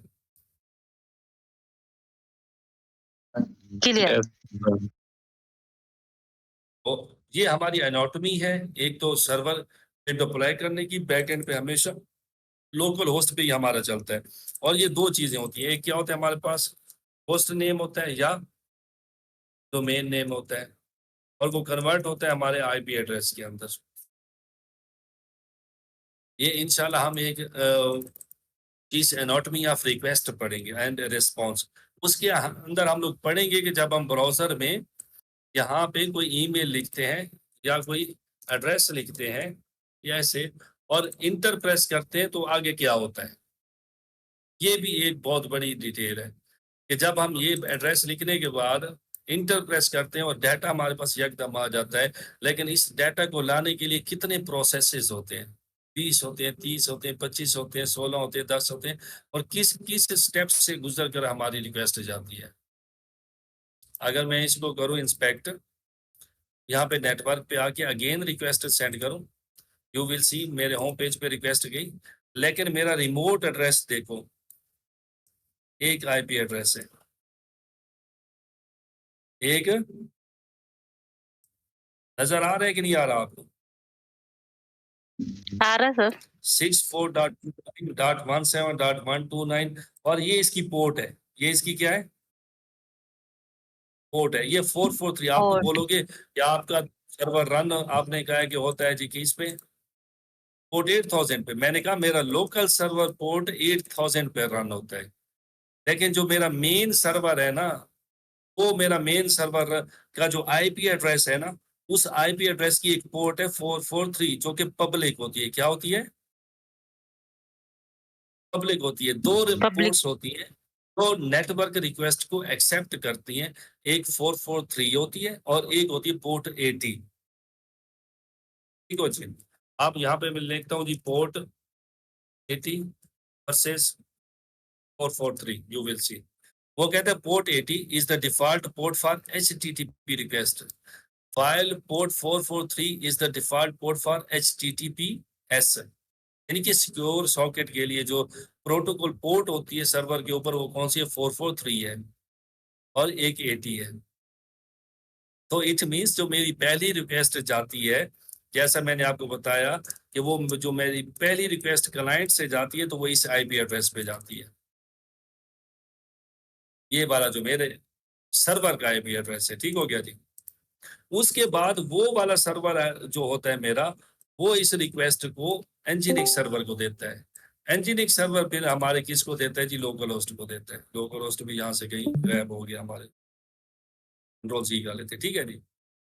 तो इसी तरीके से मैंने ये वर्सल पे डिप्लॉय की है, तो वर्सल ने मुझे human readable host name requested URL ये दिया है, ठीक हो गया जी।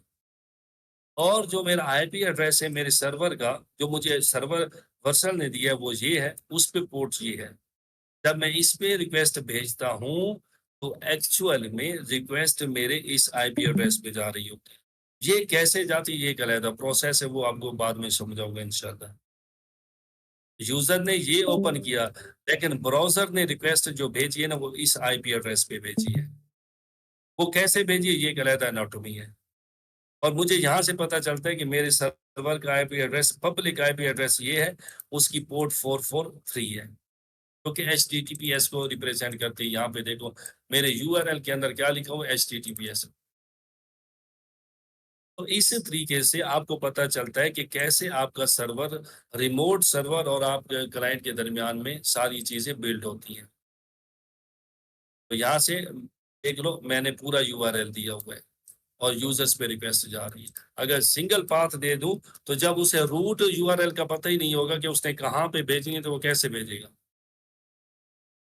तो इस वजह से क्लाइंट साइड के ऊपर हमें बेस URL भी देना पड़ता है और उसका पाथ भी देना पड़ता है। पाथ क्या होता है? Path represent the single resource on our server. और हमारे केस के अंदर जो सिंगल रिसोर्स है ना, जो एंटिटी है, वो क्या है? यूजर्स है। समझ आ गई यहाँ तक आपको बात की? जी अभी सर। देखो लो, बात जहां तक हो रही है हमारे पास बेसिक आर्किटेक्चर की हो रही है। हमें APS को बनाना हम स्टार्ट कहाँ से करते हैं? मैंने आपको बता दिया, ऐसे ऐप बनाई हमने, और सबसे पहली चीज जो बनाई जाती है वो राउट बनाई जाती है, पाथ या एंड पॉइंट।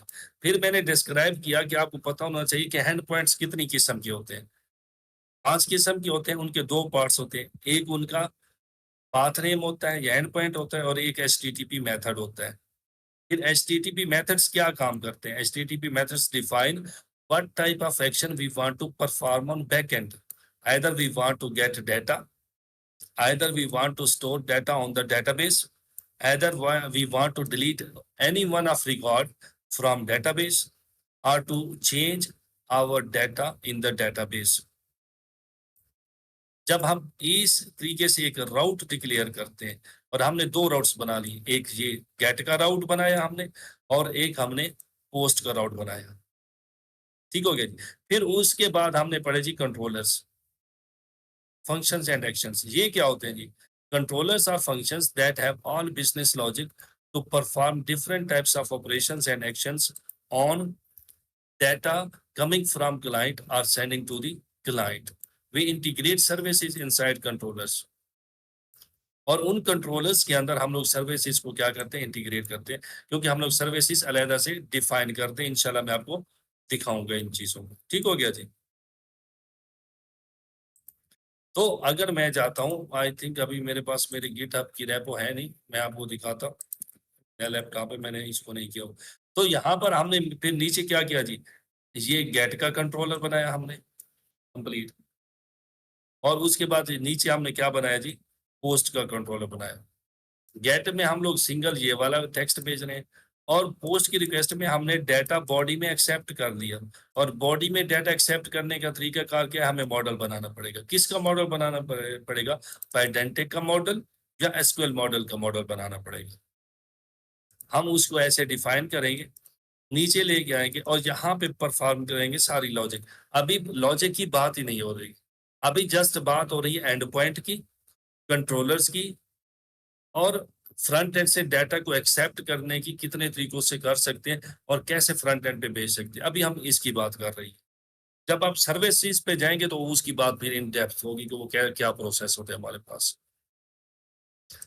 अब यहाँ से हमने बॉडी के अंदर डाटा एक्सेप्ट कर लिया, अब हम नीचे देंगे सर्विसेज को और वो लॉजिक परफॉर्म करेंगे। ये एक अलग प्रोसेस है। नेक्स्ट क्या राउट है हमारे पास? मैं इसी को कॉपी पेस्ट करता हूँ। यहाँ पे मैं क्या कर दूंगा? डिलीट। और याद रखें, डिलीट की पोस्ट के अंदर हमेशा you need to send user ID. वो एंटिटी जो आप बैक एंड पे, याद रखें, डिलीट करना चाहते हैं, डिलीट सिंगल यूजर। जो एंटिटी आप डिलीट करना चाहते हैं आप उसकी आईडी देंगे। मैं इसकी यूजर आईडी यहाँ पे लिखता हूँ और उसको टाइप दे देता हूँ STR। ठीक है जी। अब यहाँ पे मेरे पास यूजर की आईडी है नहीं, यहाँ पे मैं आईडी लिख देता हूँ और इसको कह देता हूँ UUID कह देता हूँ, क्योंकि हमारे पास अक्सर ये UUID होती है। ठीक होगी। मैं इसको UUID से इंपोर्ट भी कर दूंगा, और यहाँ पे भी मैं इसको क्या दूंगा जी? UUID को। ठीक होगी। और नीचे आकर मैं यहाँ से इसको ऐसे करके यहाँ पे भी ऐसे इंपोर्ट करना। अब ये मेरे पास अब आईडी मैंने डायनेमिक पाथ पैरामीटर में एक्सेप्ट की, उसको मैंने फंक्शन पैरामीटर को दिया और फंक्शन में पैरामीटर से मैं इस अपनी सर्विस को दूंगा कि वो उसको डिलीट कर दे। इसी तरीके से हम नेक्स्ट बनाते हैं जी, डिलीट राउट। नेक्स्ट हम लोग बनाते हैं जी अपनी अपडेट राउट। उसका तरीकेकार क्या है, यहाँ पे मैं पैच लिखूंगा, यूजर्स लिखूंगा और जिस यूजर का डाटा मैं चेंज करना चाहता हूँ उसकी आईडी आएगी, यहाँ पे मस्ट आएगी। ठीक है कि एक चीज आएगी, वो एंटिटी जिसको मैं चेंज करना चाहता हूँ उसका एक यूनिक वैल्यू, उसकी आईडी भी हो सकती है, उसका ईमेल एड्रेस भी हो सकता है। ठीक है, यहाँ पे मैं लिख दूंगा अपडेट सिंगल यूजर और वो मैं यहाँ पे फंक्शन पैरामीटर को दूंगा कॉमा और यहाँ पे मैं दूंगा जी यूजर्स डाटा और यहाँ पे क्या लिख दूंगा यूजर। अब ये जो नेक्स्ट डाटा दिया है ना, update route always have to things. One, एक उसे क्या चाहिए जी, आईडी ऑफ एंटिटी और resource that you want to delete, sorry want to update. आपको उसकी एंटिटी की रिसोर्स की यूनिक आईडी चाहिए। ठीक है जी,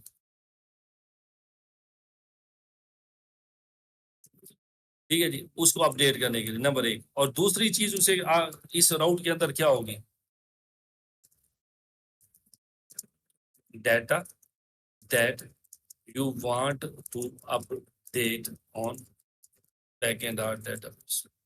जहरी बात है, इसका जो यूजर डाटा आप चेंज करना चाहते हो वो भी आप भेजोगे इन बॉडी ऑफ रिक्वेस्ट, वो बॉडी ऑफ रिक्वेस्ट में भेजोगे।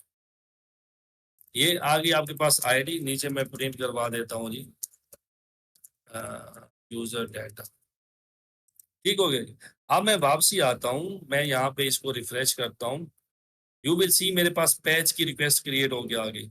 उसमें वो क्या कहता है कि पैरामीटर्स के अंदर, पैरामीटर में कौन सा पैरामीटर है मेरा, पाथ पैरामीटर्स के अंदर एक आईडी दो जिसकी टाइप क्या हो, यूजू आईडी हो। तो मैं कहाँ पे जाता हूँ जी, चैट जीपीटी के पास जाता हूँ और इसे कहता हूँ क्रिएट सिंगल यूजू आईडी। मैं इसे कहता हूँ कि यूजू आईडी आप क्रिएट करो। ये इसने मुझे क्रिएट करके दे दी, मैं इसी को क्या कर दूंगा, कॉपी कर दूंगा, यहाँ पे मैं दे दूंगा। अब जो डाटा मैं चेंज करना चाहता हूँ वो मैं दे दूंगा यहाँ पे, शहर की जगह मैं शहर बना देता हूँ, ये ऐसे रहने देता हूँ, पासवर्ड मैं कोई रैंडम दे। अब मैं ये चेंज करना चाहता हूँ, ये जो आईडी जाएगी ना, ये वाली आईडी, इसकी बुनियाद पर मैं यूजर को चेक करूंगा कि वो मेरे डेटाबेस में मौजूद है या नहीं है। जब वो फाइंड आउट हो जाएगा कि वो मेरी डेटाबेस में मौजूद है तो उसके बाद मैं उसके ऊपर अपडेट का ऑपरेशन लगाऊंगा, एग्जीक्यूट। ये आईडी मेरे पास आ चुकी है, मैं सर्वर पे जाता हूँ तो यू विल सी मेरे पास ये आईडी आ चुकी है और नीचे वो यूजर जो डाटा मैंने चेंज करना है वो आ चुका है। दो चीजें, user ID and the data that we want to update in the database. तो जब भी अपडेट की आप रिक्वेस्ट बनाओगे यानी पैच की, तो उसमें दो चीजें आपने मस्ट एक्सेप्ट करनी है, या एक यूजर आईडी, यूनिक आईडी कोई भी चीज हो सकती, प्रोडक्ट है, ऑर्डर है, इन्वेंट्री है, उसकी सिंगल यूनिक आईडी होगी, वो आपको चाहिए। और वो डाटा तो आप चेंज करना चाहते हो, तो यूनिक आईडी आएगी, वो डायनेमिक पाथ पैरामीटर में आएगी और जो डाटा चेंज करने वाला होगा वो किस में आएगा, बॉडी ऑफ द रिक्वेस्ट में आएगा। और बॉडी ऑफ द रिक्वेस्ट के लिए आपको मॉडल की जरूरत पड़ती है और फिर नीचे सर्विसेज को वो डाटा देते हैं और वो कैसे अपडेट होता है। और सेम लॉजिक हमारे लिए किसकी होती है जी, यहाँ पे जस्ट पुट आता है, क्या आता है, अपडेट से सिंगल रिकॉर्ड, पुट और पैच, बस इतना ही फर्क है यहाँ पे मेथड लगाने पे और यहाँ पे। बाकी प्रोसेस डाटा लेने का वही सेम है दोनों का। अब आपको पूरे 1 2 3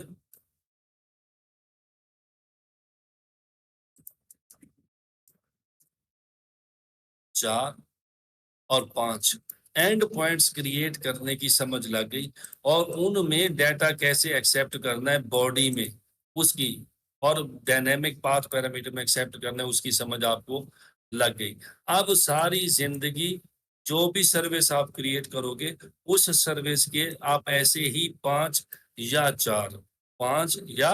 4 पुट और पैच में से एक ही यूज होते, दोनों यूज नहीं होते। 4 या 5 पूरे एंड पॉइंट्स ऐसे ही क्रिएट करोगे। अगर आपकी एपीएस की दुनिया में 100 सर्विसेज ही क्यों नहीं है या 1000 सर्विसेज ही क्यों नहीं है, हर सर्विस के लिए आप ऐसे 4 एंड पॉइंट्स क्रिएट करो।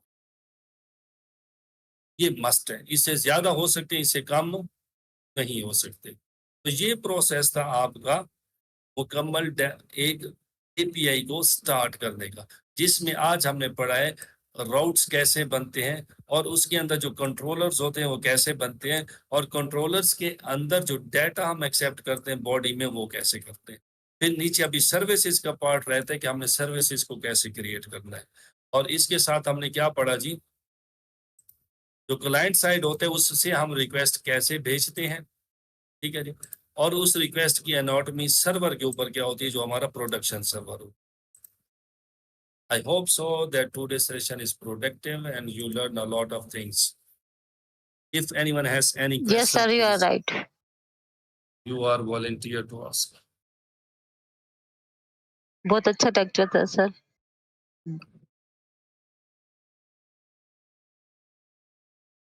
सर ये जो कोई आज की question? क्लासेस की इसके डॉक्यूमेंट्स आप का लिंक आप इसमें मैसेज में कर देंगे क्या? हाँ जी, ये fast API I will share. आज का लेक्चर। ये देखिए, जब भी आप आती है ना इस पे लिंक ओपन करेंगी तो आपके पास यहाँ पे फास्ट एपी के आगे क्लास 6 है, इस पे क्लिक करेंगी तो तमाम की तमाम क्लासेस के नोट्स अलग-अलग बने हुए। ठीक हो गया? यस सर, मैं आज भी मैंने इसको सर्च किया था लेकिन ये जब मेरे मोबाइल में ना ये खुल नहीं रहा था, तो मैं नहीं ढूँढ सकी थी।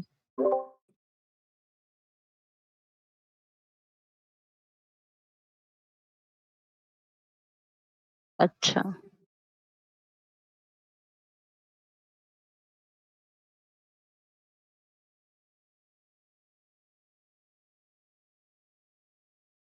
Most welcome. Thank you, sir. Thank you so much sir. Welcome, sir.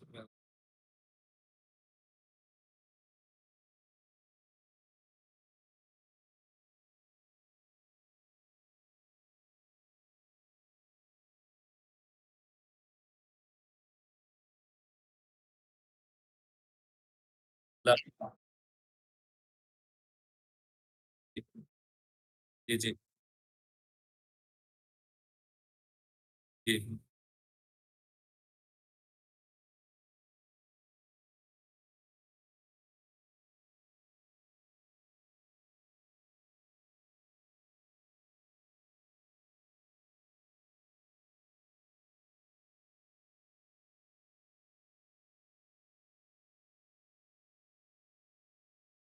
Ji.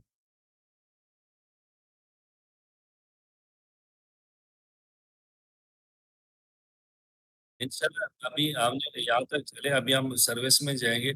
Service से हम रिटर्न कैसे करते हैं, रिस्पांस मॉडल अलहदा होता है, बॉडी का मॉडल अलहदा होता है, फिर एनाटॉमी ऑफ रिटर्न क्या होती है, उसमें इन डेप्थ हर एक चीज हम पढ़ेंगे। कस्टम एरर्स भी हम लोग पढ़ेंगे, डेटाबेसेस भी पढ़ेंगे, ईच एंड एवरीथिंग उसमें वन बाय वन आपकी आ जाएगी इंशाल्लाह। अभी सिंगल वाइज टॉपिक हम क्लियर कर रहे हैं क्योंकि चीजें बहुत ज्यादा होती हैं तो उनको मैनेज करना काफी टफ होता है, टाइम नहीं होता कि हम उसको सिस्टमेटिकली लेकर चलें। बट मैं कोशिश कर रहा हूँ कि आपको जो है ना बेबी स्टेप्स के साथ आगे लेकर जाऊं।